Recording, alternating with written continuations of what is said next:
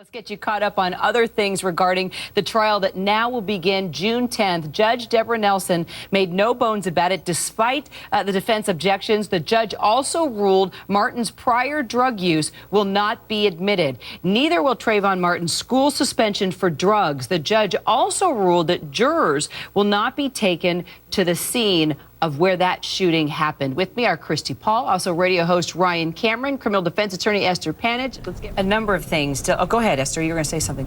I don't agree exactly with everything Jean said. The defense expected most of these motions to be denied. Motions for continuance are a dime a dozen. Lawyers go in all the time asking for continuance. So they have a big wish list, is what you're saying, and they just go for as much as possible, and you just see what sticks? Sometimes. And they also have to make their basis for an appeal for later. And if they didn't ask originally for continuance, they can't complain later that they didn't get one. So they have to ask, they have to put it on the record, and the judge has to make a ruling, which of course in this case she denied. And I don't know that she did anything inappropriate. She gave both sides plenty of time. She laid out her dates. She was very prepared to issue her ruling right from the bench. And so I don't think the defense was surprised in that the continuance was denied. They've had plenty of time to prepare for this trial. Okay, you need, as a lawyer, you can't just get up and spout. You have to have some good faith about what you're alleging. So if he gets up there and starts making these bold accusations that there's no proof of, then he may have problems with the state of Florida bar, which governs all attorney conduct. So he must have a good faith basis in order to make these accusations. But what I will say is when this case first started, everything came from the state. The state made all their press conferences. They had plenty of things to say to the world. And now it's the defense's turn to try to even the playing field. So when you go into the trial, it's on an even level.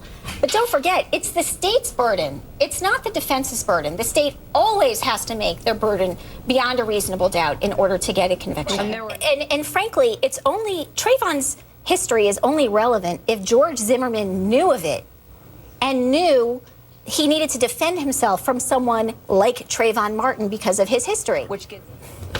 Not exactly. Really? I think this jury needs to be sequestered. I also think that there are ways to cordon off the blocks surrounding the crime scene and allow the jurors to go and look at the crime scene. Why is that important? Why is it important to be there, see it, feel it, versus just see video of it? Because you cannot get the same sense without being there. I always go to the crime scene to see, when I have a client, to see exactly what happened, what the witnesses will say, where they were standing, where, what the sun looked like at the time. You need to know. If you're going to try to prove a case of self-defense when people were rolling around on the ground, you need to be able to see where it was and how far witnesses were standing. So you think that could this make a big impact on this case since the jury is now not going to be allowed to go to that crime scene? How much of an impact, I think, I'm trying to ask you, will that decision make on this? Well, it may not make any decision in the appeal because this is all up to the judge. It's up to her discretion. So unless she abused her discretion, which is a very high standard, this may not go anywhere. George Zimmerman, in his own words, at the crime scene, but they will not go to the crime scene, which leads me to the issue of all these high-profile cases and the jurors and being sequestered. It's becoming a bigger issue. It really is. And I think as these high-profile cases go and you see these negative reactions to these jury verdicts... Death threats. It's a problem. I mean, it gets crazy. Jurors have to feel safe in exercising this most important civil commitment that they have. And by threatening jurors, having jurors threatened by all these blogs and anonymous sources, jurors cannot feel safe that their verdict will be respected or that their own safety will be respected. We have to, this is an assault. All these attacks on the jury verdicts are assaults on our civic duties. You have to protect jurors. And I think as these bigger cases go on, you're going to see more sequestration of jurors. Well, not only that, but doesn't that make you wonder how they're going to seat a jury? I mean, Jean, Jean, can you hear me? Did we lose Jean? Jean had gotten a word this morning that I saw that there could be 500 jurors called to the jury pool to try to whittle it down.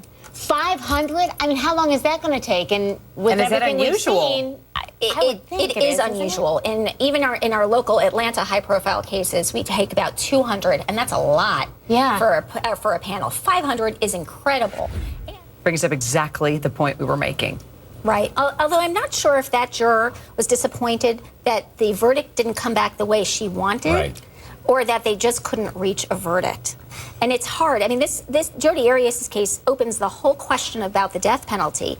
Is Jodi Arias the worst of the worst? Do we want to execute someone who killed one person when we don't execute someone who's killed multiple people? So there are a lot of open questions about this, but jurors should never be assaulted or threatened or intimidated. You were just saying that judge does not mess around. No, she is very prepared. She'll rule from the bench, which is great because sometimes judges take weeks to make rulings.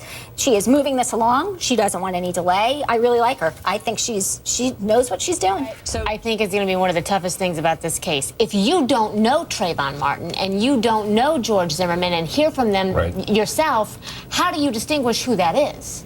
That's why they have these experts, and that's what the Fry hearing is about, to determine whether the scientific validity of these voice experts. You mean like the technology they used? The technology, whether it's accepted in the field. You can't just have junk science come in. You can't have an expert who just talks about junk. It's the same thing as Casey Anthony that they argued. Right, they about have to have science. it has to be scientifically acceptable, and that's why the judge would have a Fry hearing, which at best would take a couple of days, and then the judge would make a decision whether that evidence can come in. But this isn't new evidence, is it? Voice ID? It may not be, but the technology may have just improved. You know, we don't know what it is. It's not like DNA. Right. It's not a fingerprint. Okay. So you are still relying on somebody's opinion, an expert's opinion. And so anytime you have to do that, you have to make sure the science is actually able to back up the opinion. And they keep talking about how short the call is that it's going to be very difficult for this expert to be able to testify about who's saying what, because the call is very short in length. Plus, they don't have any exemplars prior to the murder, or prior to the death. So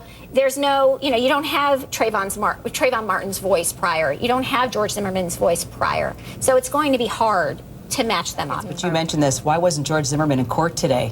Was that a huge statement? Strange. It's a little strange. I don't know why. Concern for safety? We don't know, and Mark O'Mara didn't mention it. He should be there for every hearing. But he's going to stand up there knowing the scrutiny that they are going to be under with every word they say. Plus, they're talking to a camera. They want to make sure that not everybody is as articulate as you are, Ryan. and can get up there and just talk. People need to know. Look, we have notes on our own table to make sure we don't miss something. Right. So it's important, and I feel terrible for the brother, for the family of Trayvon Martin, for everybody who's been affected by this. They're all victims. All of them. The family members on both sides are victims of all of this. You can't say, even if you thought George Zimmerman intentionally killed Trayvon Martin, you can't hold his brother at fault. Accountable. He is as much a victim, well, maybe not as much, but he's also a victim. There are multiple victims in this case.